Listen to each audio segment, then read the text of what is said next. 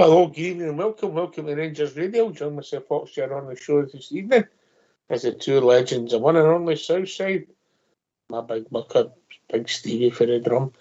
Evening, gents, evening, Southside. Evening, Ox. Good to be back on a Wednesday with my big mucker, Stevie. And good evening to everyone listening in this evening. Good evening to the listeners, good evening, Ox, and good evening to my wingman, Southside. How are we, boys? All right? Good mate, the cream team. The dream team, yes. Dream team Wednesday. Oh, dear. If people could only hear Southside. Just because we had scones and cream, is this what this is referring to? I don't know.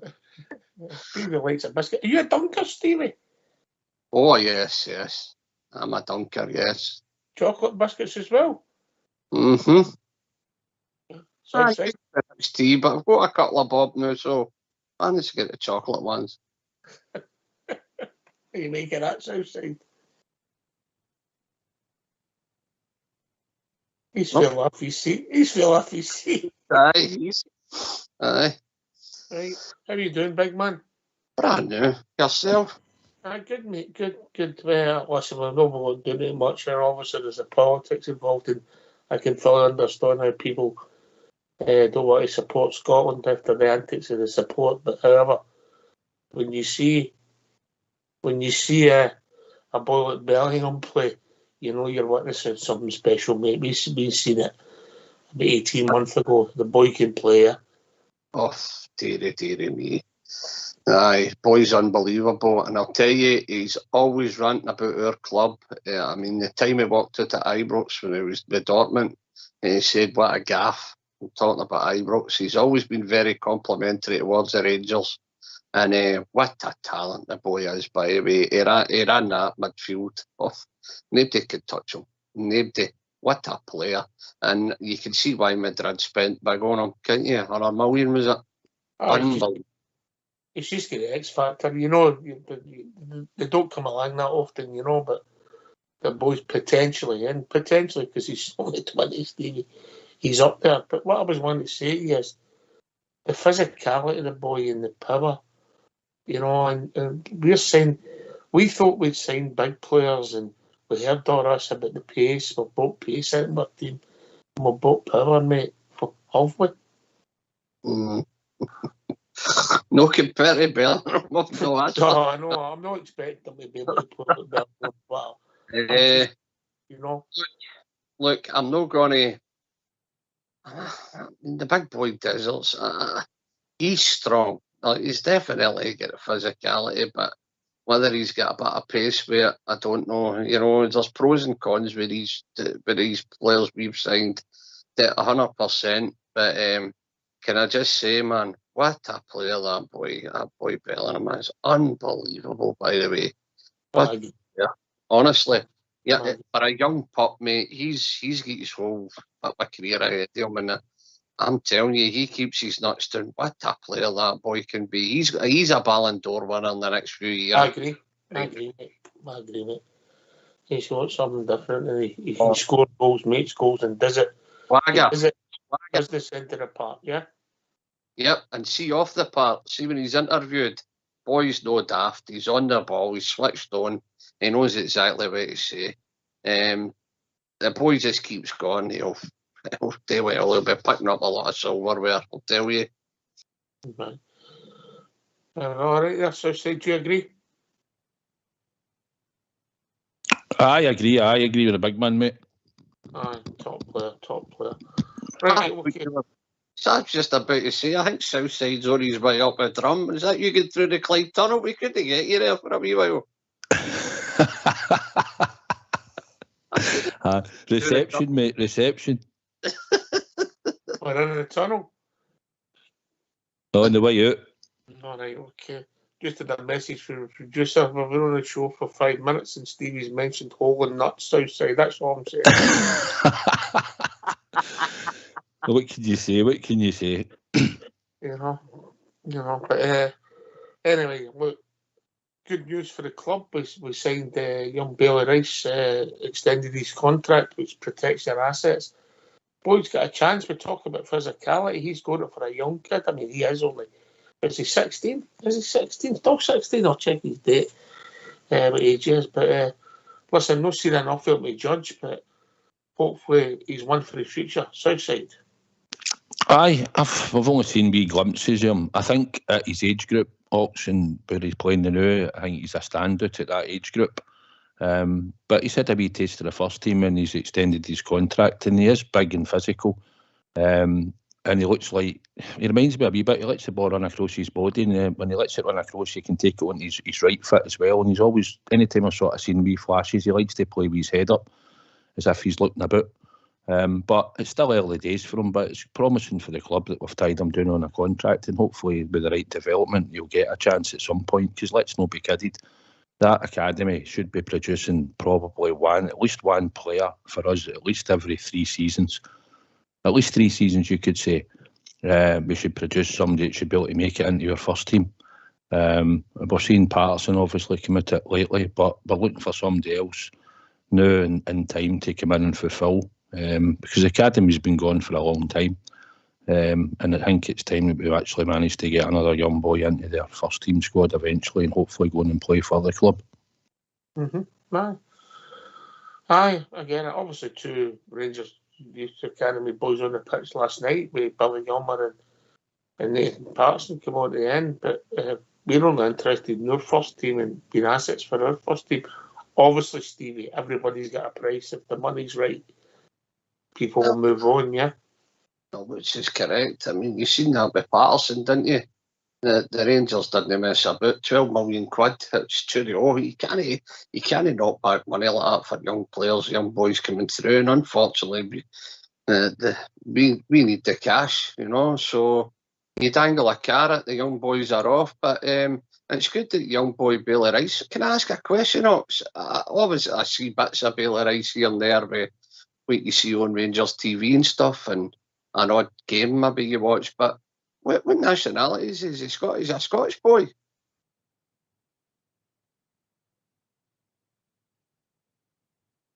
I think he plays for Northern Ireland, to be honest. I was going I might be wrong, but I know don't. I think he stays out with your sister stays.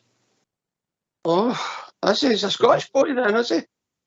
Yep, Scottish. Yep. And let me get his date of birth. Right, 4th of the 10th. So he's coming up for 17. Yeah, he's coming up for 17. So we'll protect our asset. We don't want to put too much pressure on the boy. We wish him all the best, Stevie. Listen, we hope the boy comes through with a bit of swagger. Listen, I'm going to make it. Do you know who actually? You don't want boys to come through and I know what you're saying when you're putting pressure on them, whatever, but we want them to be gutsy, we want them to be cocky, we want them to come out and have a bit of pride wearing that jersey and getting about it.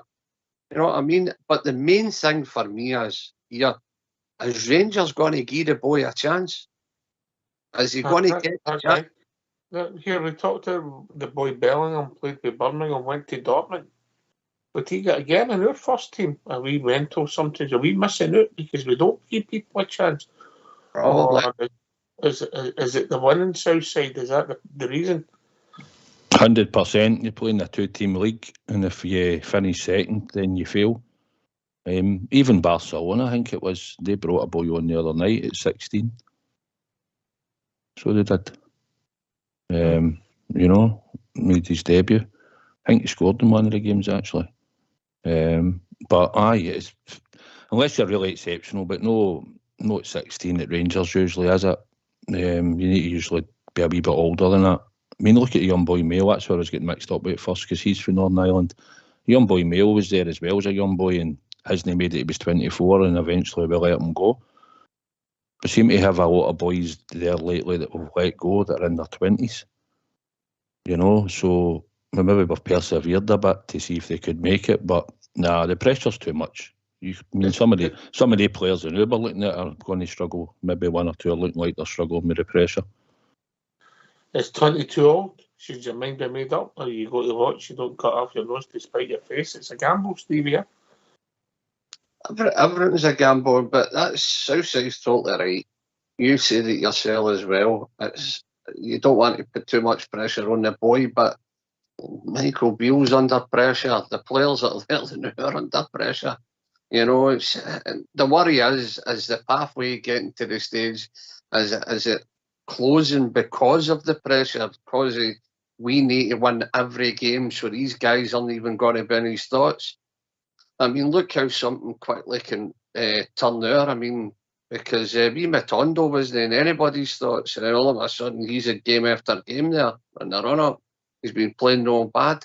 Things could change very quickly. I'd like to see a young boy getting put in there in the middle of a season somewhere, maybe if we're doing all right, winning a few games, you know what I mean, and see where it goes for there. But everything's a gamble, mate. Doesn't matter who you sign, a big name that could come to Scotland and no kick a ball for you. It's happened before.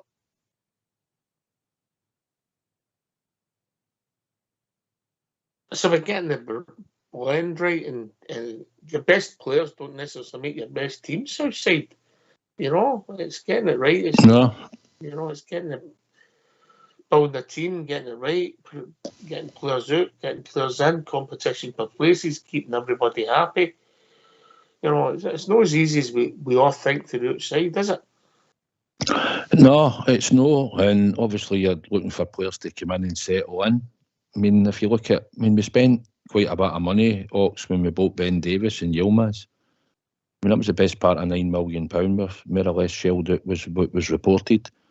And Yilmaz can't get in the team. He's a young boy. He obviously came with a pedigree, and we're talking about young boys in their academy at the same thing. I mean, would you have maybe had a boy and it was the left back in the academy that you could maybe have brought through? Because Yilmaz for £5 million hasn't been on the park very often.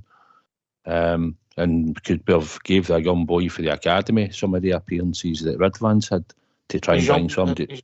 Is Yilmaz, in your eyes, any better than Devine at the moment?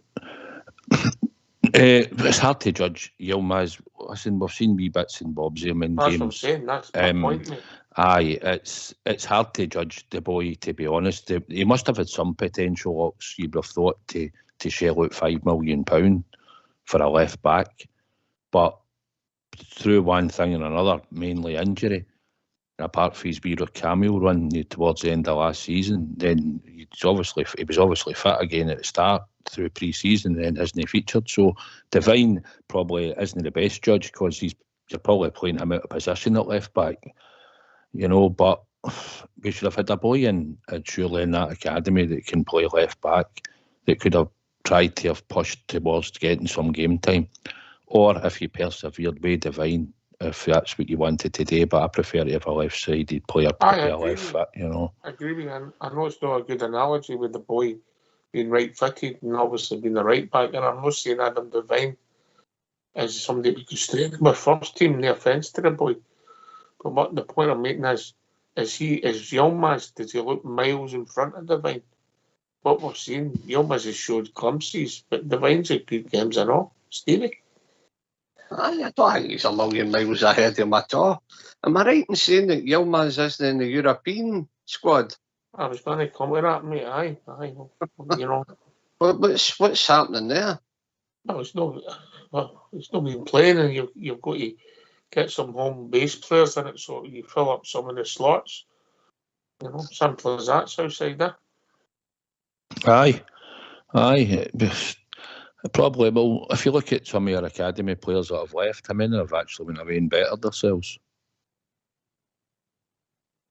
Well, obviously the two that are playing the Premier League is Gilman and Patterson, and I wonder how many actual games of football Nathan Patterson's won since he left us. Not being honest. He's at a big team, obviously went for big money, but he's probably been unlucky with injury. Billy Gilmour's been about different teams. He's not managed to nail a team down yet, really, has he? But I think is it Brighton? Is it Brighton? He's had a decent season with him so far, but the season's just started, isn't it? Mm-hmm. But I think that academy, for the amount of time it's been going, I think it's been pretty poor in return. But I think if you went back to what you said maybe 5 minutes ago, it's about the pressure of coming in and playing and winning every week. And you've got to remember, these boys at 18 and 19, sometimes you'd be asking them if they were at the right development stage and could get into the first team. You might be asking them to play 2 games a week, sometimes even 3.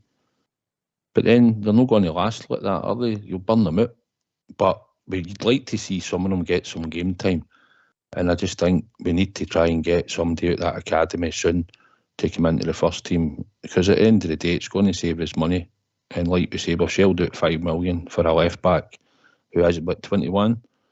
And by all accounts, played in a decent league and was playing first team football for Besiktas and had European experience. But he's no gave us anything in return. Aye. Physicality wise, Yilmaz always gave a lot of people concerns, Stevie, yeah? You know, he ain't a giant, is he? No. Listen, we guys can play football too, you know. Aye. You know, Maradona and Messi were my bad, no? No, exactly. You know, you hear this, I mean, low centre of gravity. Some of these wee players could be right Jack Russell types, right sturdy.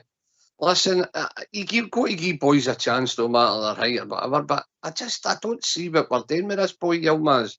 I don't see what we're doing with this boy at all. I know he's been injured and back, he's had cameos, and then he's known that I just don't get what's going on with him. You're hearing he's going away and he ends up staying, and it's unsettling. The boys no settling at all, I don't think. And I don't know what the future holds for him. I really don't. It'll be interesting. When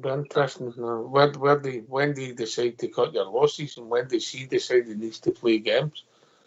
You know, it'll be interesting. Listen, I don't know what I could do in the road of Yilmaz, we've just been doing there, but I'm glad you mentioned the European squad, because obviously the headlines said that Dow, what was it, Dow? Who was it? Who was the 3 they mentioned, new players, but for various reasons. Del Yilmaz and Balogun. Yeah, well, it'll be they're forced out sometimes because of the rules. And obviously, then Dell's injured. Yilmaz is coming back from injury, even though he had a cameo the last game. Wasn't great, let's be honest. And obviously, Big Balogun's not really featured much, really, if we're being honest, since Suter kneeled down the left spot. And then Ben Davis has appeared on the bench south side. Yeah, I think Ben Davis probably, if fit, I thought would have been included. We look a bit light in defence if we maybe pick up suspension or an injury. Is this for the full campaign, or can you change it after? Do you know? Obviously, so even if you get injuries or suspensions, you can't change any squad. Get that checked out and we'll come back to that. Yeah. But if that's the squad, then we look a bit, for the squad he announced, I thought we look a bit top heavy, but if I would have thought Dill would have got in, but obviously injury, and he did say it was only a wee knock, so I don't know how long this wee knock's going to last for no making the squad. And Balogun, he was really brought in for cover, wasn't he? So I wasn't surprised he didn't make the squad, to be honest. I'll get the research team to check that out.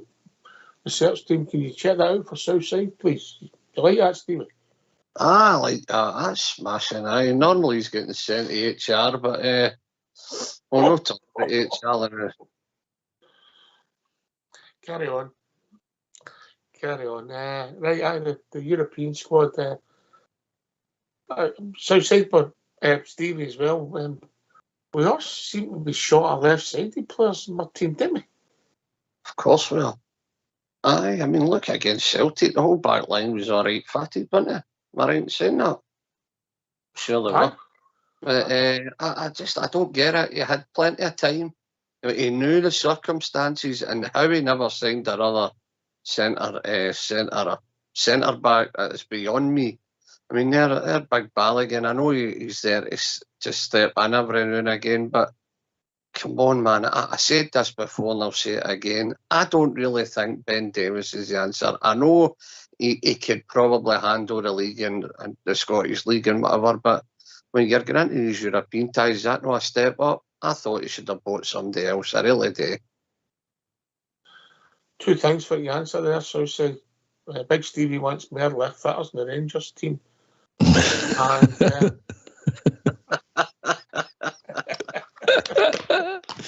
Big Stevie doesn't want any left fitters in the team at all.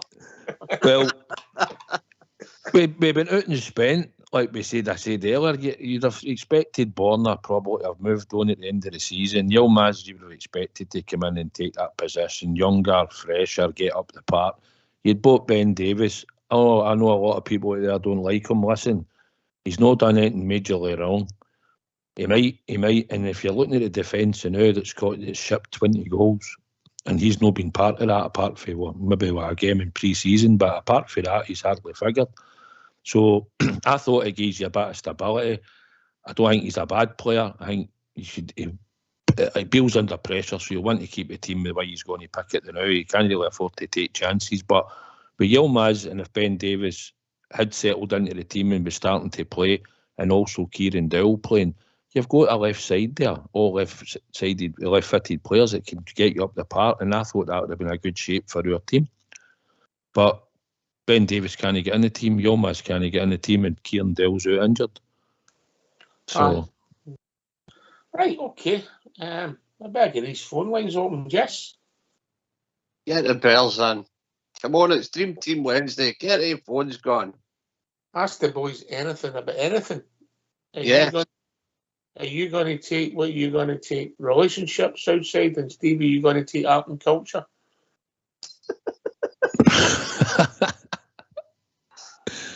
If they want to come in and ask, they can come in and ask us what our favourite cheese is off the cheese board. It's not a problem. There you go. It was biscuits at the start, by the way. It was biscuits at the start. Listen, you turned up with the digestive things, right? The rest of us turned up with cream crackers and stuff. Jacob's, right? You come up with these stupid, what is it? The best one was tea biscuits. The best one, he said to you, could you pass me that Dairy Lee?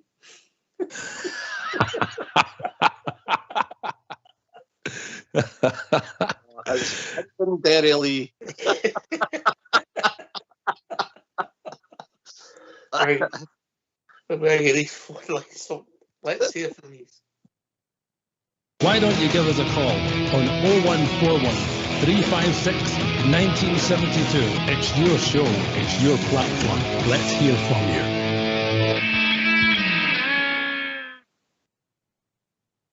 Right, we don't want to go the last maybe 10 days or so on the show, but now that things have settled down, just want to find out with you two gentlemen other than you're thinking of what's happening.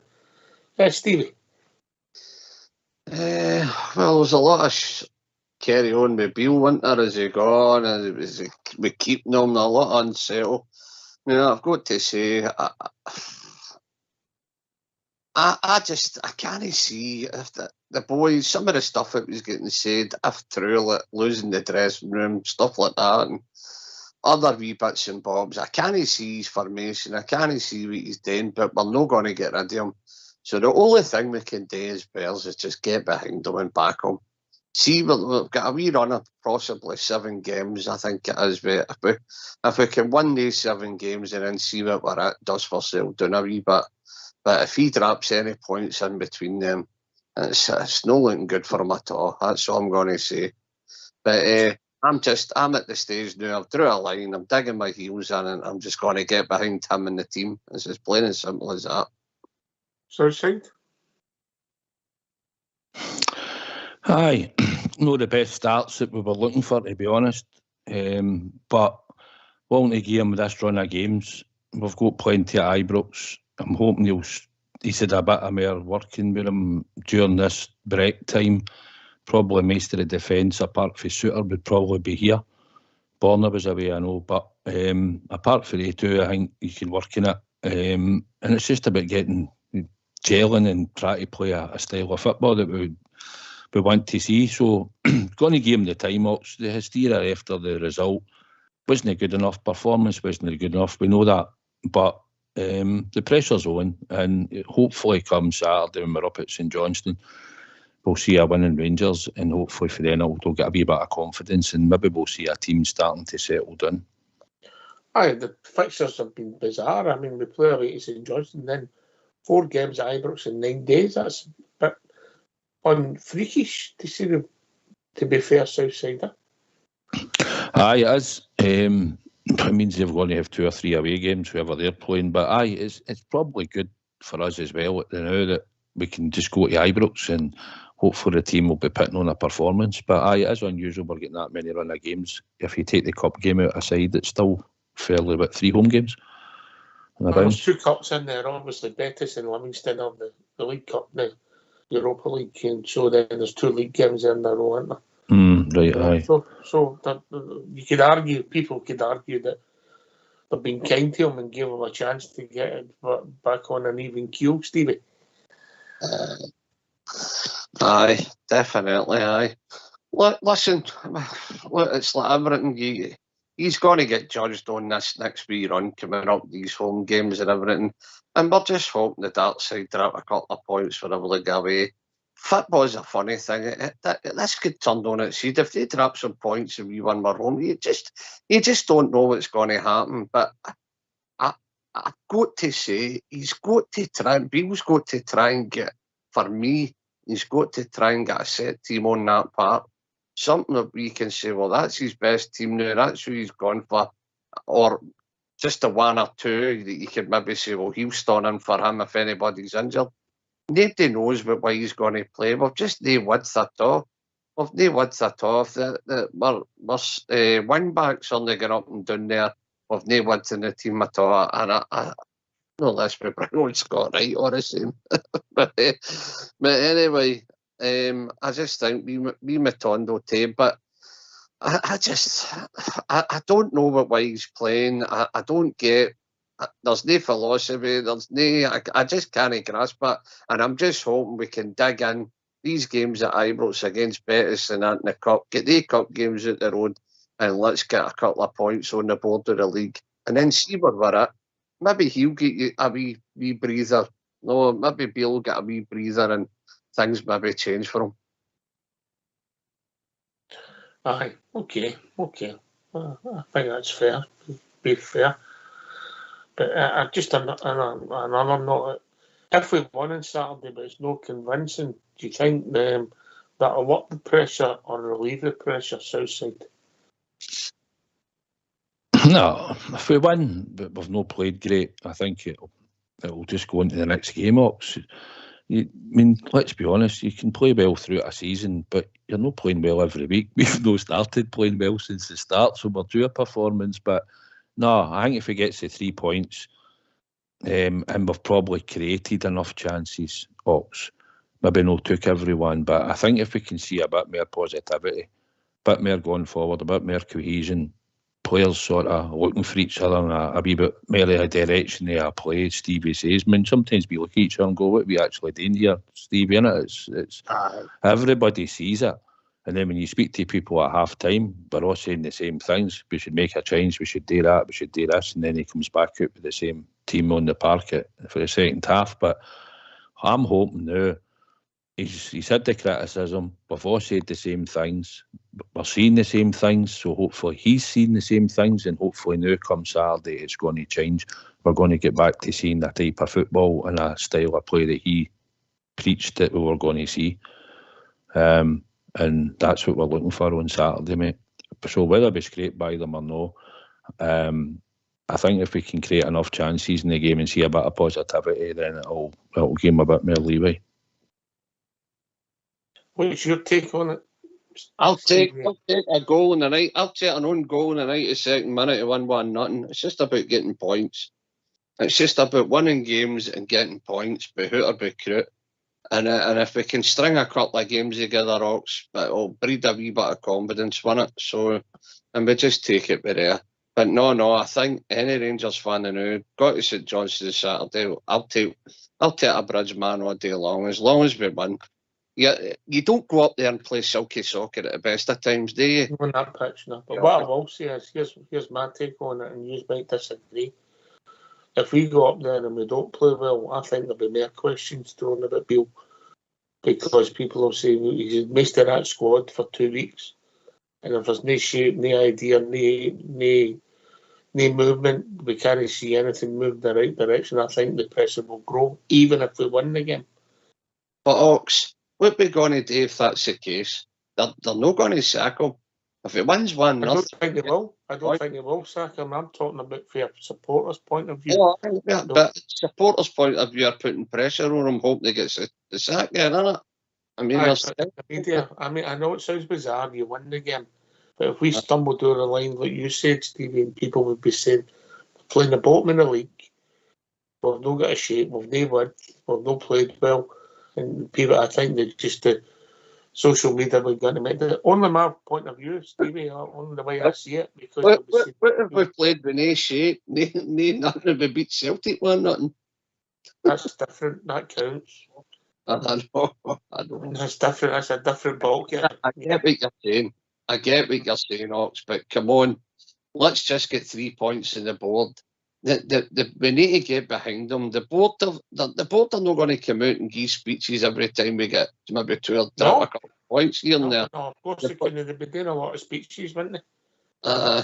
No, so the bottom line is, for me, we won ugly on Saturday. It's 3 points on the 3 points is a be all and end all. Listen, I'll take 1-0 before a buzz kicked. And I think most of the Rangers support would take 1-0, the biggest majority, before a buzz kicked. We should be beating St Johnstone by more than one goal. I'm saying that, but just how things are in reality, I'll take 1-0 and 3 points and get back down the road. I think historically, any away game you take that, but so say my point is that people will ask the question because he's had the players time to work with him. They should all we knocks are away from people. They should be fresh. I think there'd be more questions asked them.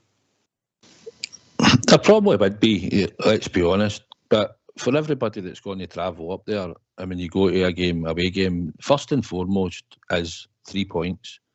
That's it. When you're going and travelling and you're coming back, the one thing you want to do is go and watch Rangers win. You want a good performance, you want to see loads of chances and loads of goals. But at the end of the day, St Johnstone, if we go up there and we get to 3 points, that's the most important. But I get what you're saying, the pressure will mount. Let's not be kidded, these players, before they even go in that park, are going in with more pressure than, well, they've always got pressure. But they know that they have to perform. And Michael Beale, as we said, has to give a shape and a style to the team. He might have to make a couple of big decisions. Do you know what? I mean, everybody's on about Raskin. Raskin's gave the ball away hundreds of times. He's not actually been great since the start of the season. And see if he dropped him and stuck him on the bench and maybe played Cifuentes in there in the centre of midfield, it wouldn't bother me. Because I don't think any of them have got any right to nail a jersey apart from your goalkeeper. So if he's going to be ruthless or he's going to pick he's worked on something this week, maybe he's worked on a back three, I doubt it. But he keeps alluding to it, he might try it. I think he's had chances to try it. But it just needs to, they need to start performing, they need to stand up for the club and stand up for the support in themselves. And they need to start getting points on the board. And that's it. Done and dusted. They know what was expected when they came here, and at the moment they've all let us down.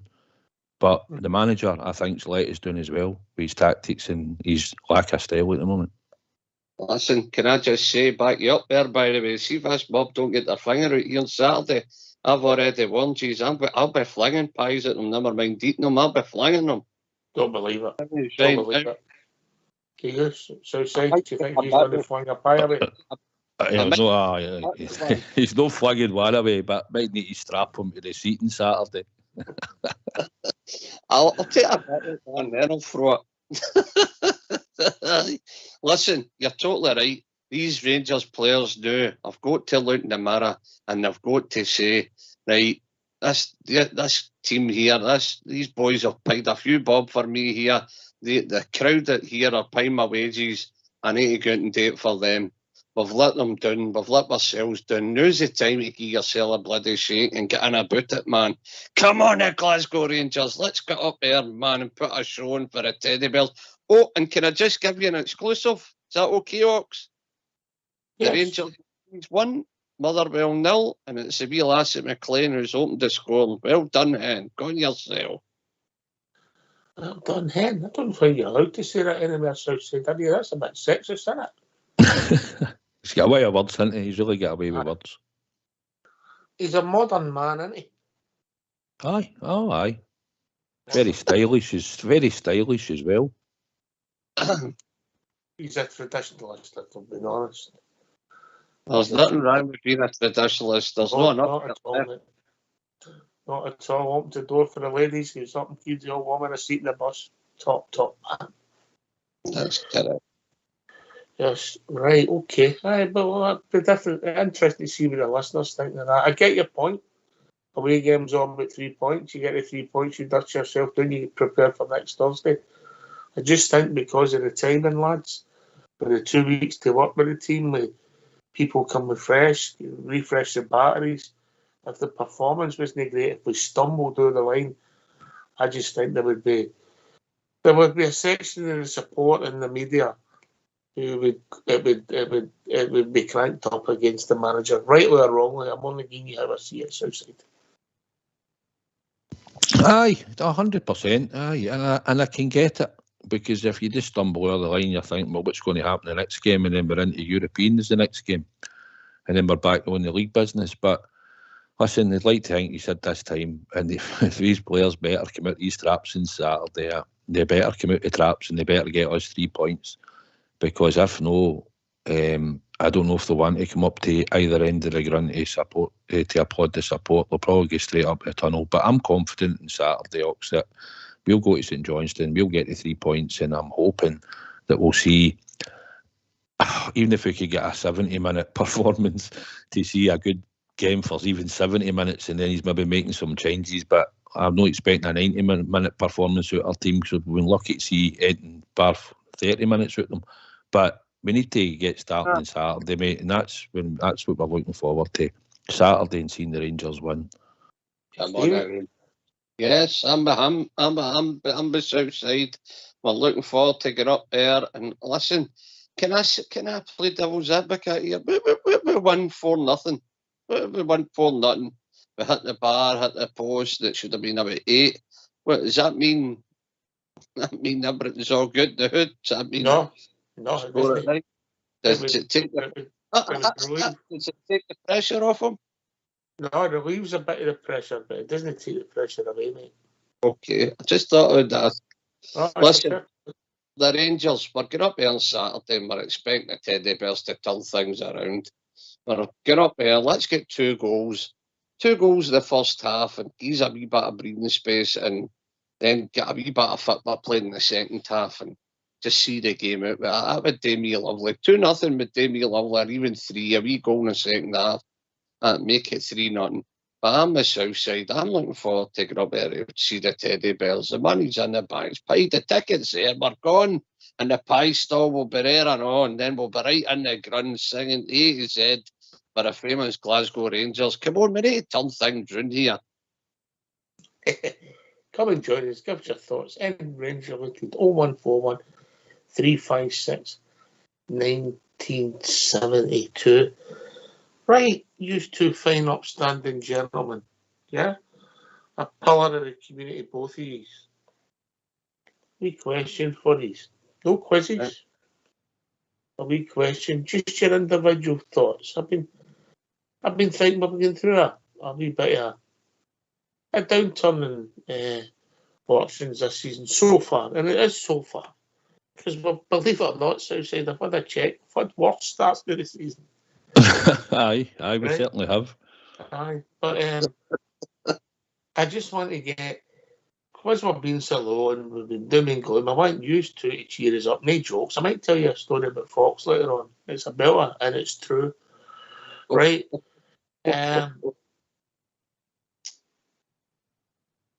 Your top 3 Rangers memories. We've done it before, but just to go back and get yours as individual supporters.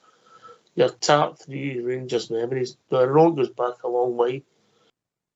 But just thinking, your third one, your second one, and your top Rangers memory.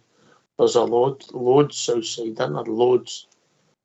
Aye, it's a tough one. There is, because you've obviously got emotion in it at the game and the occasion and what it meant. If it was a period of time that you had waited to win a league or get a cup or something, But there's loads of different ones. If you're putting me on the spot, just off the top of my head.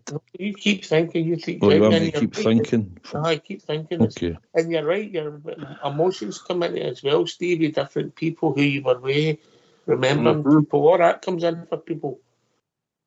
Yep, 100%. You want mine now?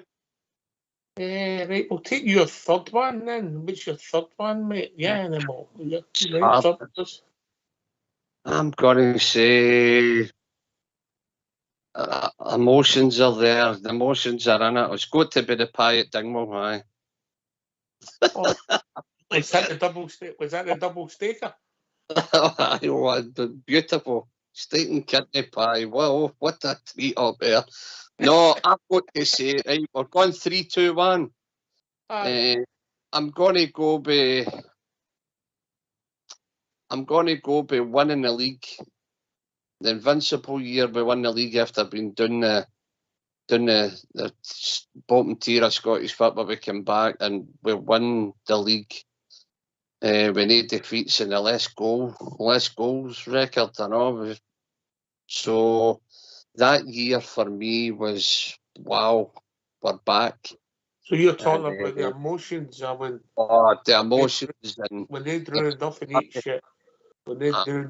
up in Tannadice, and obviously the day after we'd sort of it was impossible for them really, but mathematically the goal difference we could be caught, but so when they drew nothing each at Tannadice, and then the emotion started, yeah. That was it was a big party, wasn't it? And then the big march, George's Square and outside Ibrox, it was just bedlam, absolutely. The emotions for you because at the age your boy is, yeah, and you when obviously we started that, he was a nipper, and then by the time he came out at the other end, he's a young man, isn't he? Not even as much as that. It was my boy too, but what you've got to remember is old Charlie, my old dad died, and he never got to see Rangers getting back up again, you know what I mean? So it was for like him and the boy and the journey that we'd all been on and winning the league again, and you know, the way the boys won it, the undefeated Invincibles, I think really many goals was it 12 or something, 13, something like that. And unbelievable season. What an unbelievable season it was. But just everything that went with it, the fireworks, the parties, everywhere, the bus stops, everything was decorated everywhere, the bridges, you name it, everywhere had something in it. It was just unbelievable. And it was just our way of staying more back. It was very emotional. That's my number 3. Oh, that's a great shout, Southside, because it wasn't a special time, and the Union Bears displayed on the Clyde side was superb, wasn't it? Oh, that was amazing. Whoever thought that up was a genius. But similar to what Stevie said, going up through the leagues, week in, week out, out of the wee tunes and following the Bears. My boy was 2011 when at 12, Kilmarnock. You can remember bits of it. And then that was his first real league title that he's seen as win. Your boy can't remember 2 Saturdays ago. But you know what it's like. The emotion of it and just getting there. And to be honest, at the time, I was so happy that James Tavernier was picking up the trophy, because I think for the time that he came to the club, to get to there and still be at the club, I was fitting. I thought at the time that he deserved to lift the trophy. And as Stevie says, the unbeaten record and the goals against British record, and the emotion of everything that happened after it, that's definitely up there for me as well, mate. Good shout, Stevie, good shout. Southside, number 3. For me, I'm going back a bit further than that. I was going back to Pittodrie when we won the league. After that Barnes spell, I thought going up to Aberdeen that day, place was bouncing, took out Aberdeen. I think it was Jim Duncan, I think the referee was, done his best to try and spoil our day. But no, and that was just another magical moment to wait so long to get a title back. And today, that day, and obviously the pitch invasion after it and everything that went for that day and the emotion of waiting that length of time to get Cheese back on top and winning the Scottish League Ox. Yep. Aye, different times, but a lot of similarities. Yeah, a lot of similarities. We've waited nearly a decade for both to win the Yeah. league, and emotions were running high. You know, aye, great shout as well. Special times, special atmosphere. Stevie. Oh, unbelievable, Pittodrie. Great shout, Southside, great shout. I was there as a young boy. I was there, the old beach end on the benches. I was there. And I always remember when Big Butcher went up and headed that ball in the pokey, the Aberdeen end jumped. All the Bears were going mad up here in the row. It was brilliant. Absolutely brilliant. What a shout that is, Southside. Yes, I was there. But again, you talk about emotions. I was only a young pup at the time, you know what I mean? So my emotions were probably just football emotions. It wasn't like emotions for, you guys have probably been there the full 9 years before that. I probably was most of it, but I can't remember a lot of it. But aye, what a shout that was, and what a pitch invasion. I remember the goalpost going above my head and off. The net's still on them, brilliant. What a shout. You want my number 2? On you go. I'm going to go for my number 2, the Leipzig game at Ibrox. The atmosphere is the best I've ever witnessed at Ibrox. The build up to the game, the run we were on, it was just, and see when we done it, and we what do you call him, that passed away, what do you call him, the wee physio? My God, how can I forget? That's what's going on my dad's name. Jimmy Bell had just passed away and all, and the place was emotional. And his video up, and half an hour before the game, you think you were during the game, the build up, it was just amazing. And see when that whistle blew, and that team was going in, there wasn't a dry eye in Ibrox, by the way. It was unbelievable. Even the guy next to me, Douglas, I had tears in his eye. Unbelievable. That's my number 2, just for the atmosphere and the emotion, and getting the European Cup, the Europa Cup final again. Absolutely brilliant. What an atmosphere. Special night, Southside.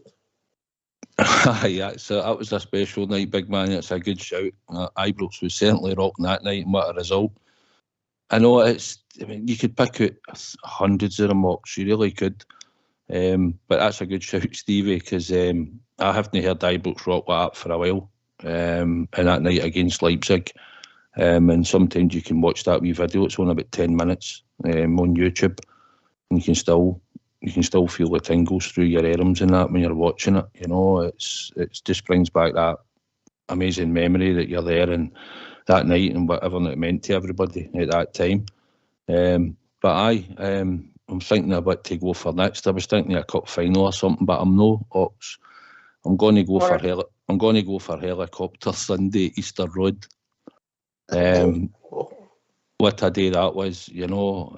You talk about emotion, you talk about people on phones and everything that was happening. There was a goal here, is it a goal? Aye, it's a goal. And just the way the game was going, and once Nacho scored, and I think for the last 6 minutes or something, I think Hibs chucked it because I think they could get into Europe and we didn't need to go forward. But that Rangers end that day was bouncing, and then the Bears on the park and that. I remember getting rugby tackled on the penalty spot or something with a few of the boys. It was just unbelievable, man. It was amazing watching the helicopter change direction coming out Easter Road. What a day, honestly. When did your mate start wearing Polish outfits? No one that takes a high vis with him everywhere he goes, Steve, yeah? Aye, I know. Oh, you're letting out the secret now. Come on. Just let me tell you, by the way, keep believing, Big Marv mind. That was unbelievable, wasn't it? And by the way, you're totally right. Big Marv turned up with the bowls for us. We won the trophy.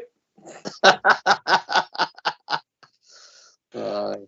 Plus, I mean, to think about it that day, you know, they're sick across at Motherwell. Do you know what I mean? They're thinking they're turning up for a party. They're probably brought their champagne and all their beer in and all the rest of it. And the Bears have just been out there and we've done them. What a day that was. What a night. What a journey back down the road. Oh, it was bedlam, mate. Honestly, absolutely bedlam. That was a turnaround, a real turnaround. Bizarre, mate. Bizarre. What would you go that for? Written in the stars, mate. Written in the stars. But when you go that deep, I suppose it's a similar thing to the Aguero thing when they won the league, innit? Because it's all happened in the last few minutes, and you know, Man United they were there, and he get the goal and all that, and that happened, and then McDonald, who ended up playing for them, but you couldn't write it, Stevie, could you? It was absolutely brilliant, by the way. Two great finishes with McDonald, I must admit. But, emotions, man. You talk about emotions. Mental. Absolute mental. Roller coaster. Aye. What a shout again, Southside. You know, it's unbelievable, isn't it? There's that many, but you're trying to see ones where you're caught up in the emotion and, absolutely brilliant. What a shout out, Southside. And that'll never be forgot with any of the Bears that were there, man, in that ground that day. And Rangers fans everywhere. Brilliant. Number one, big man. You want my number one? Carry on. Right, I'm going to go for Brian Laudrup's header at Dundee United. For a simple reason, it just clinched 9 in a row. It equaled their 9 in a row. And it was, wow. What a header Laudrup got. He never scored with headers, these puff, and there he is. Brilliant. Absolutely brilliant. Great ball in for me, Charlie Muller. Bang. What a header. Good night, Vienna. And that just sealed it. And I always remember the trip down the road and then we're at George's Square for a wee while waiting the bus coming and all that. It was brilliant. Just party time. And that for me, that's my number one, clinching that. Because you 9 in a row, once you go to 7, we're going to get 8. It was just nuts. And we got there in the end. It was absolutely brilliant. Brilliant. That's my number one. Southside, thoughts? I was going to say that was my next one, actually. And he's just stole it off me. Sorry. Oh no, you're all right. What a night that was, coming back down for Tannadice, and we went down through George Square and all, and it was bedlam. And like I say, where did Laudrup get that header for? It was unbelievable, wasn't it? But it's the game, the emotion, and then obviously it's a journey when you're coming back, if it's an away game, and coming back for Dundee that night, it was absolutely tremendous. So I can agree with that one. I would have picked that one, Steve, if I'm honest. Now I'm struggling.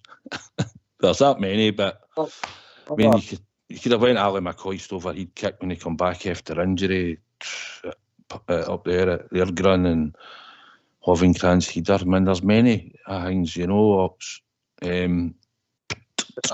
Aberdeen games in the cup and all, they were. Aye. I'll pick one out just because I can remember. I'm only picking this out because one of my mates was going to get ready to leave the stadium. We were 2-0 down at Ibrox against them with 9 men. And Broble in goals. And Big Goff gets the winner. McCoist gets his one back, and then Big Goff, and 9 men coming back against them in Ibrox that day. In that enclosure, it was bedlam, but what a result that was with the 9 men. And that sticks out that I remember. But there's thousands we could talk about. The Pigeon with Kenny Miller scoring and that with the 9 men against St Mirren and that. There's millions out there, mate. Leeds, Battle of Britain. Yep. Aye, that was some atmosphere, I must admit. I know. I came out of Ibrox that day and that was amazing that night. Ibrox was rocking. I remember we were talking about it that night when we left, and that was probably close to a Rangers Celtic game when they used to get the full ending for atmosphere when Ibrox was rocking and that, and they had a right atmosphere about it. But Ibrox rocked that night, apart from when McAllister scored. Just after that, Ibrox was rocking, and that was some atmosphere. Even the Govan Even the Govan Stand was singing, for Pete's sake. I was rocking in the second leg and all, Stevie. Aye, that was the half. Aye. Your jaw, left or right? Can we get the Rocky tune on? Where's the techie boys when you want them? Oh, brilliant. Aye. But Ellen Road, big Mark Haley, McCoy's, what football for that second goal, wasn't it? And big Mark Haley silenced the Ellen Road crowd right away. Where what a dig that was, man.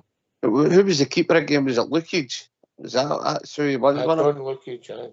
It wasn't a bad goalie, by the way, but my God, it wasn't getting that anyway. What a dig that was. He had a wee cheeky glimpse in her, and then he just banged it in the pokey. And great football for Durrant and Haley and McCoy Storaway doing that part for the second. And of course, the English media done what they always done. You know, they always thought, oh, they're coming down, Leeds will rip them apart. Because at that particular time, Leeds were on an unbeaten run. We've got to remember that. And they were the big boys in English football with Catton and Strachan and all the guys in the team, you know. And they were a right good outfit. But you're right, the Rangers after these things happen, you know.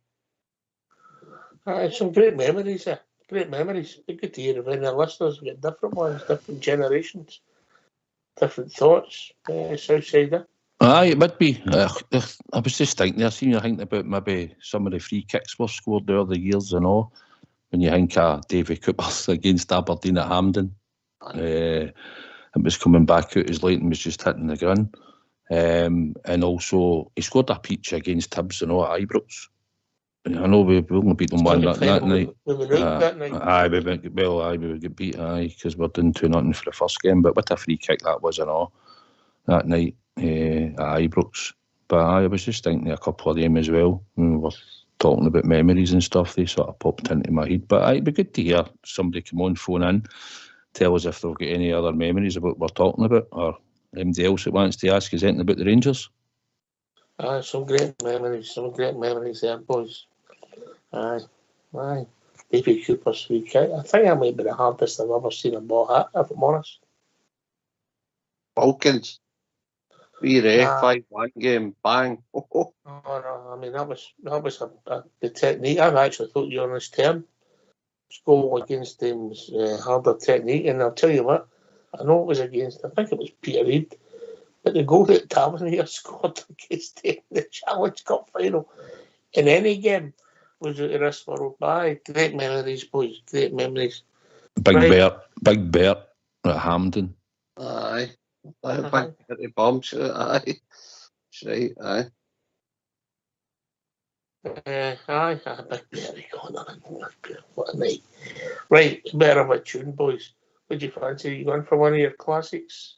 What you picking for the tune tonight, Southside? What you going for? One of Stevie's favourites that he would normally listen to, isn't it, big man? The Star of Robbie Burns. He's a wee bit of Duran. I like Simon Le Bon, aye. The Reflex or Girls on Film? Whatever suits you. All right. Southside? Girls on Film's no bad video. On you go. Black and white out here, the drum.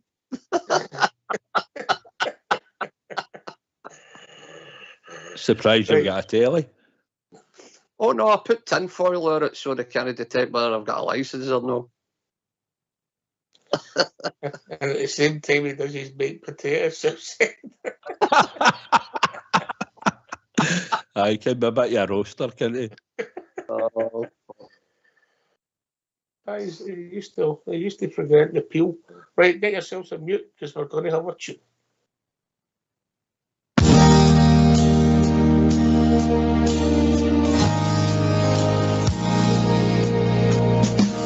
We are the Rangers FC.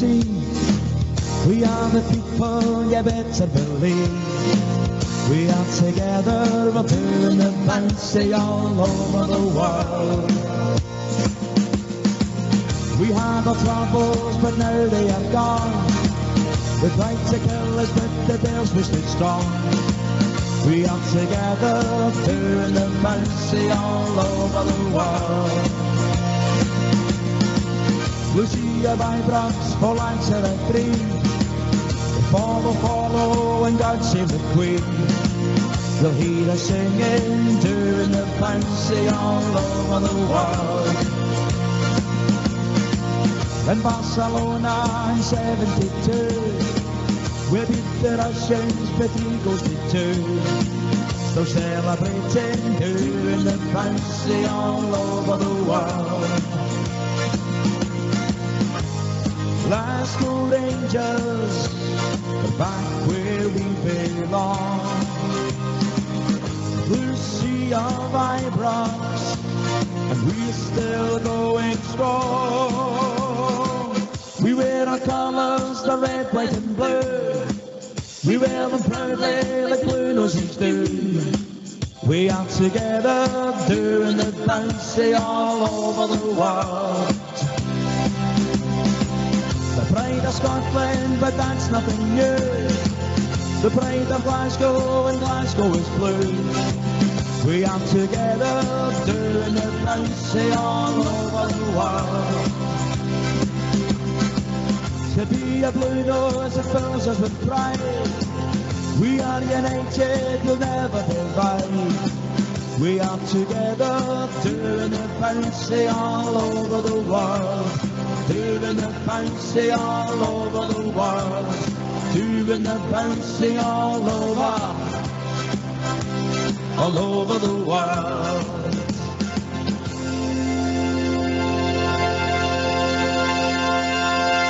Why don't you give us a call on 0141 356 1972. It's your show, it's your platform. Let's hear from you.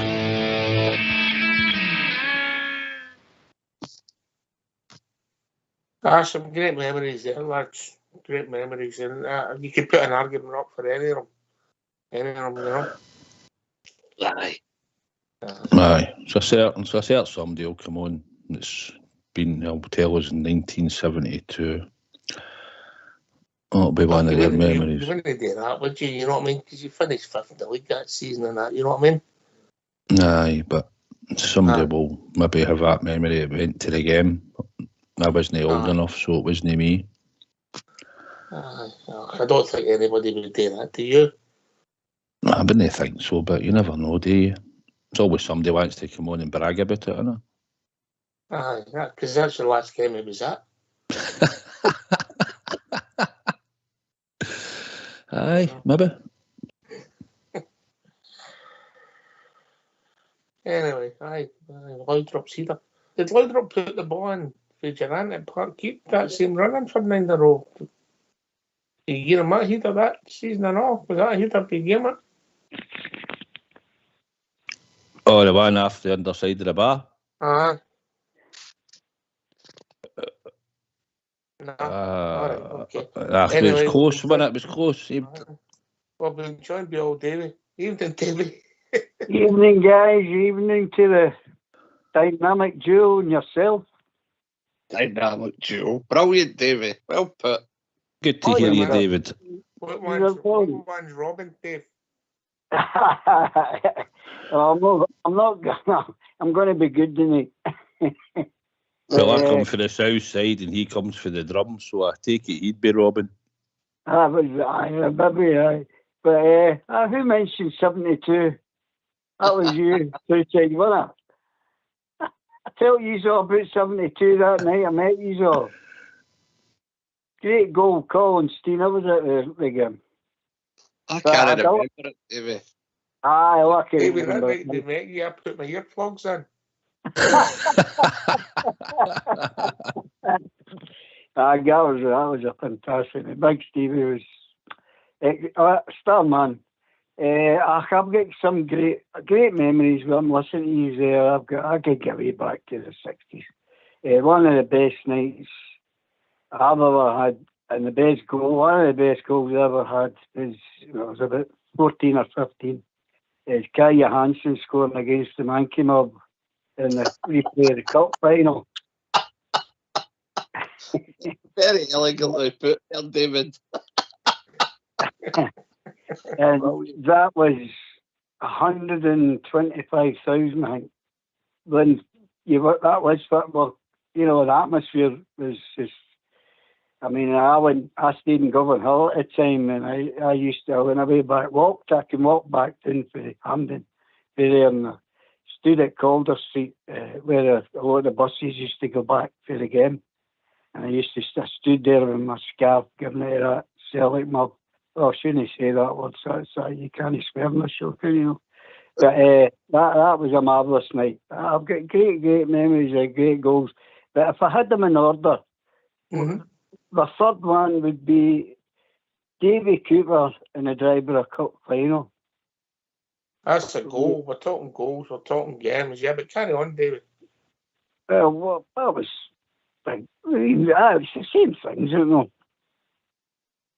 But goals and one of the greatest goals I've ever seen at Hampden was Big Tam's tap in to win the Scottish Cup. And that was a big crowd again at that game. But after we must think the boys I've been seeing Norrie ones and everything, but I don't not so much. I think the modern day football fans, especially the way the stadium is, the atmosphere's no the same as where it used to be. But I suppose that's doesn't help the way we're playing. I don't. The things have moved on with the way the stadium is. The noise might be louder because you've not got the openness that you used to have south side. Aye, might be a hard one to judge Davy slightly at times. I mean, if you look at the atmosphere for the Leipzig game and the noise that came out of Ibrox that night, thinking back to games that I'd seen in the old Ibrox, you're talking about Hampden, but aren't you? And a much bigger crowd. But I just think the atmosphere probably now is maybe more reserved because then it was all working class men that all went to the football. Some ladies did go, some women went, ladies, whatever, went to the football. I get that, but it was mostly men, wasn't it?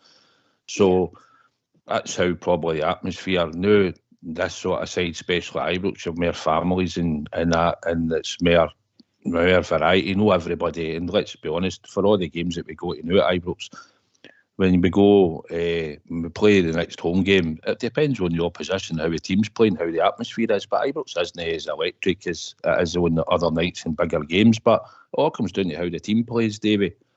Yeah, and if the team's not playing well, that's what affects the atmosphere on a game. But going back to what you're saying, the crowds were bigger. Was it any louder? I don't know. You don't see a lot of stuff to like that.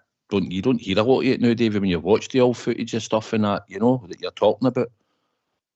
I don't think you get the true reflection on it when you're watching it back and you see it. Yeah, you had to be there. Aye. You had to be there.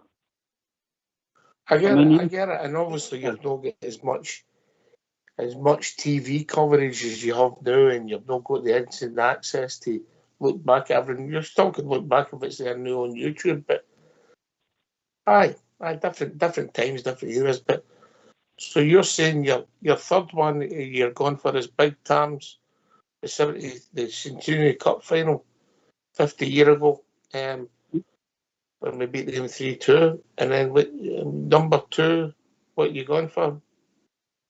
What was that, man? And your third one is Barcelona.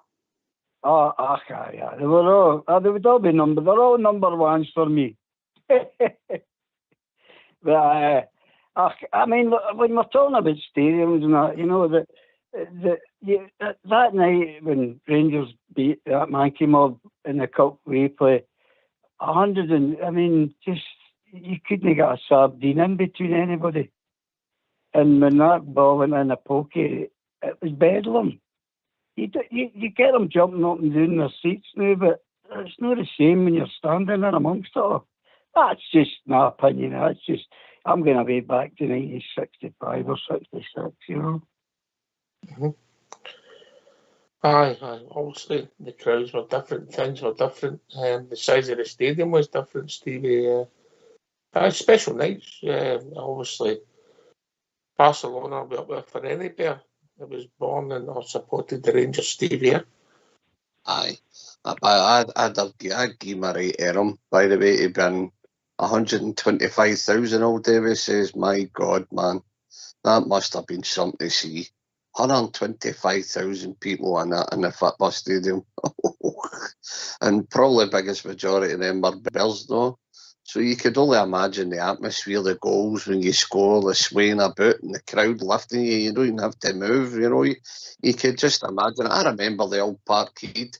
We used to get 17,500. I loved going there for the atmosphere. It was absolutely bedlam, especially when the Teddy Bears scored. Man, off. Used to be nuts. Used to stun at one, but used to be, I'm away over here. Unbelievable. You were just carried. It was just bedlam. And all the young bears that haven't experienced that, they're missed out a bit, you know. But you're totally right, Ox. It's so different now, innit, you know. And listen, you're talking about stunning. I hope the young team get the standing area back. I hope they get the safe standing and Ibrox somewhere to at least two sections anyway for the UB and the Brimlin Collector boys, because it creates some atmosphere for the youngins when you're standing at a game and you're bouncing about with your mates doing the bouncing, and it's a lot better. Honestly, it really is. But as the older you get, you kind of want your seat, don't you? You want to sit in a bit of comfort, but you could still give the young boys their wish and let them. It's their time and their day, innit? Tickets are hard to get. If I can't get one, I'm quite happy as long as my boy gets one. I want him to experience the Rangers that I've seen and the times that I had, and it's about handing it down, innit? And just let me tell you, I'd have loved to have seen 125,000 bells. Oh, dearie me. Brilliant, Davey. Well done. Do you know, one of my saddest points was in Barcelona. When you had to buy a round that night out, was that? No. I you know, I don't drink anyway, but I did offer to buy a drink. Big Suicide will tell you about that. You offered us all the same $5. Brilliant. No, one of the saddest things, if I'm going back to 72, was the night when we won what happened. What I'm trying to say is, I'm getting stuttery here. My biggest disappointment, and it still hurts today, is not seeing John Gregg lifting that cup. Aye. I went to the museum, and they've got a replica. And the museum's marvellous. Anybody who's a bear needs to go there. It's tremendous. Tremendous. And the trophy's sitting in there. Well, it's a replica. And that's the nearest I've ever got there. I've seen the one that's in the trophy room, but the one in the museum, I had a video, and I just said, and I looked at it and I went, I was there. Brilliant. I think all the bears that were there that night in Barcelona, and the world's changed. It wasn't as easy. There was the transport was a lot different then. But for them it was there. I get your point. We never seen the team getting the trophy. There's the players celebrating with the fans, because of what happened, the overreaction with the Spanish police. And then getting involved, taking liberties as well. But you're lucky. At least you saw the game. Somebody who's doing the technicals was there. And never saw the game, but that's another story, Southside. You don't want to tell that one. You can't tell that one. You might tell the other one later, you were going to say, but you can't tell that one. You get shut down. Maybe. Both true stories. Good shoots. Top one, Barcelona. Struggle to argue with that, Kai Hansen's goal. Oh. Good goal. Part of my folklore. Seen it on YouTube. Good goal. Great goal. No, can I ask a question? See the Kai Johansson goal, is that the one that he runs in for the right hand side and he hits a belt at it and it comes back out to him and he belts it again and it goes in? Yes. Is that the very fella? No.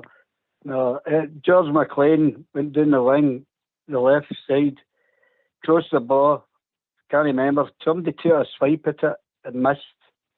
The ball broke out of Kai Johansson just at the 18-yard box. That's what it was. And he sent a rocket past Ronnie Simpson. And the Rangers then went absolutely nuts. Oh, what a night. Could you tell me who played left half that night for Rangers?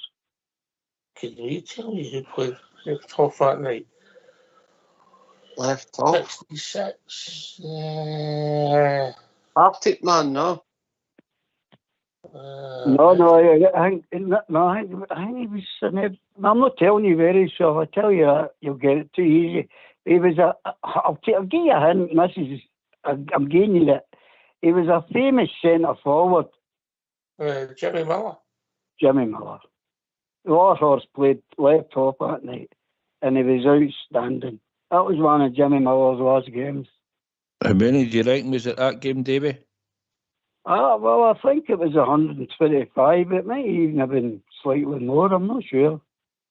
Big Stevie would have struggled to get the pie stall that night, wouldn't he? Oh, yeah. You couldn't even go to the toilet. Everybody's using 10-inch cans.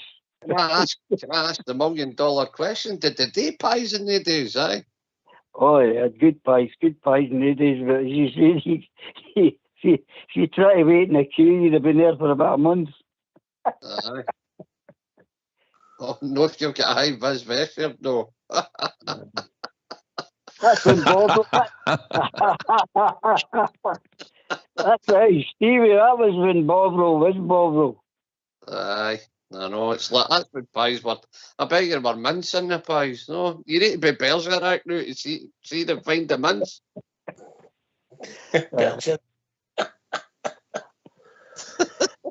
That wee guy still running about with the cheesy meat rolls?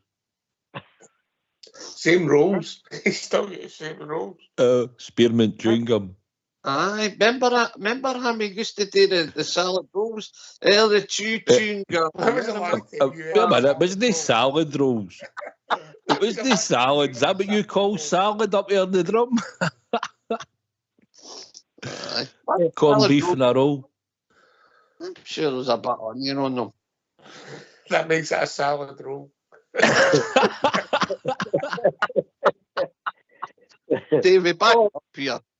So I'll give you a history lesson. The best pie I ever had was at Caskin Park for Lanark versus Rangers. And they ended up, there was that many trying to get in. In the days, Caskin was sort of, wasn't built the way they were even in the end days. And they pushed the doors down. And the co-op came in, and they were all around you couldn't get away with it. They were right around Caskin was a cracking weekend, park, and they were right around the track, and the horses had them all sitting on the track, and they let them all in, but they couldn't get them out. I think it was about 20,000 that night, or that day, I think it was. It was a great park, great place to carry. 20 minutes before full time, Rangers made their best attack yet. The ball was scrambled away, but at the edge of the penalty box, Rangers right back Johansson followed up with a terrific scoring shot.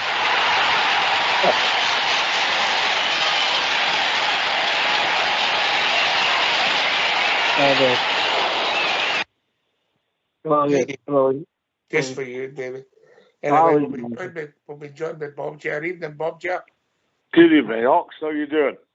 All right, mate. What's on your mind, mate?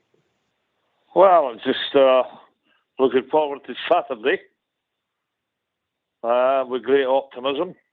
I just feel we're back to square one. We were looking forward to the game at Kilmarnock with great optimism. Well, obviously, we all hope it's an entirely different outcome. So, basically, that's it. It's been a long fortnight.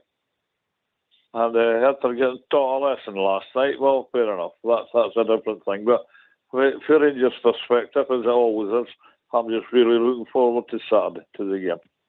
I'll be doing it in London at my daughter's, and I'll watch it for there. So, hey ho, let's hope we can get a good result Saturday. I'm sure we can. So exciting you come. Aye, Bob, it's back to the bread and butter, mate, come Saturday, and it's about getting 3 points on the board.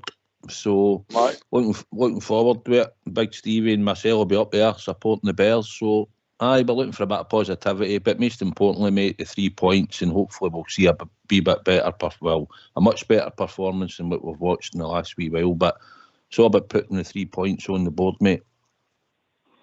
Yeah, well, exactly. Don't get me wrong. I mean, they all, you know what they're going to do. They're going to sit with 9 men and hit the ball, and it'll be up to us to break them down. But Southside, I'm full of optimism now, and I believe that we can do it, mate. It's the same thing every week. We've just got to keep running, and like I said the other night I was on, we need to put together I don't know how you can't put a figure on it, but we need to put a rake of wins together. If we're going to give ourselves any chance of winning this league. It's only September, and there's a long way to go. So we've dusted down the old firm defeat. It's still leaving a bad taste in your mouth, obviously, but here we go on Saturday. Let's go. Just do it, Rangers. That's what I'm saying. Let's do it. Thanks, Stevie. Can I give you a wee update? And the women's, they're winning 3-0 now. Hardy and McLaughlin have added to McLean's strike in the first half. And it's 3-0 to the women. Well done, lasses. Well done. I'll just back up everything Southside says. We've got up here. We're looking for 3 points. We're looking for Rangers to put on a bit of swagger. But we've got to remember things on the running the wide, things on the there's a bit of nervousness in the camp, so it's all about just getting the 3 points. But I'll be up there with Southside, and hopefully Southside's had his breakfast, because I'll be on his shoulders and I'll be singing "When I Was a Lad I Love Rangers." My favourite wee song, brilliant. Absolute brilliant tune, and the Bears should get into that and get it sang. It's absolutely brilliant. I gave Rangers Radio exclusive that night. I sang that on the show, and it's come back to bite me in the bum a few times. We've got up here. Once or twice. Yes. If you want to go on anybody's shoulders, you better get hold of Big Tom. No chance to put you in my shoulders. You kidding me on? If he was wanting to go on your shoulders, it's no Tommy, and he's just probably young. The boy I love, Rangers. The club made for me and for you. I went to the ground with my father. Since then I have followed on too. And now I am older and wiser. The passion still runs through and through. I make sure my sons and my daughters still defend the red, white and blue. Here we go. Na na na na na na na na. There you go, huh? Oh my God, we're getting entertained tonight. The first thing I heard that was brilliant. Southside, wasn't it? Aye, superb. Absolutely superb. Bob, Jer, I would love to get you and old Davey up the back of that bus we go on, man. What a day he's with the tell you right now. Oh, you've got Mike Hart sometime. Aye. He's taking that yellow bib too far, isn't he? Listen, we had a night out with Davey. One's enough. One's enough. Go and get a counsellor after it. I'm not telling you what I said. The heart's swollen, but my legs won't. I'm not telling you what he said to me when I phoned him up to say he coming. He's very abusive. I'm sure we could find you a chair, Davey, or something, a wheelchair on the way up. That was another great memory I have of Rangers. If we're going to get him a chair, make sure we can plug it in. Listen. What a way to go. With a box of Maltesers in my hand and shut up the Jacksie. David, brilliant. You get Davey walking the Blue Mile.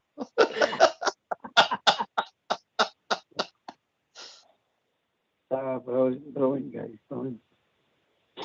That was a great night in Davy. Gentleman, total gentleman. All the top men. Top man from start to finish.